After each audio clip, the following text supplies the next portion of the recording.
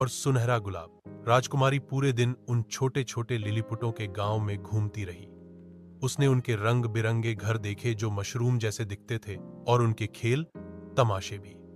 लेकिन उसके मन में बार बार वही प्रश्न उठ रहा था, आखिर इस सुनहरे गुलाब में कैसी शक्ति छिपी है।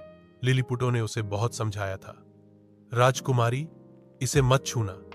अगर तुमने इस गुलाब को छुआ तो दूर कहीं अंधेरी गुफा में रहने वाली काली डायन को तुरंत पता चल जाएगा। फिर वह हमारे गांव में आकर हमारी सारी शक्तियां छीन लेगी। राजकुमारी ने सिर हिलाकर वादा तो किया, लेकिन उसकी जिज्ञासा शांत न हो सकी। रात गहराने लगी, आकाश में चांद उगाया, सभी लिलीपुट सो गए, लेकिन राजकुमारी की आंखों में नींद नहीं थी।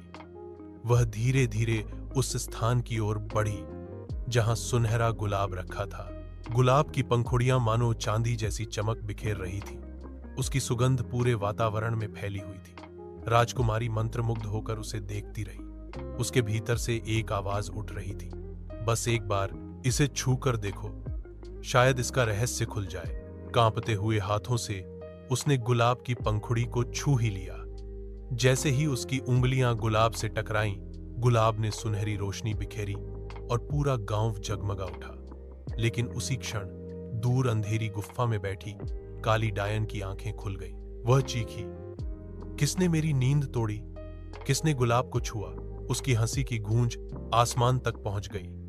गांव के सभी लिलीपुट जाग उठे और डर से कांपने लगे। वे राजकुमारी की ओर देखने लगे, मानो कह रहे हों, अब क्या होगा? और तभी आसमान में काले बादल छाने लगे। जारी रहेगा भाग 3 इसके आगे।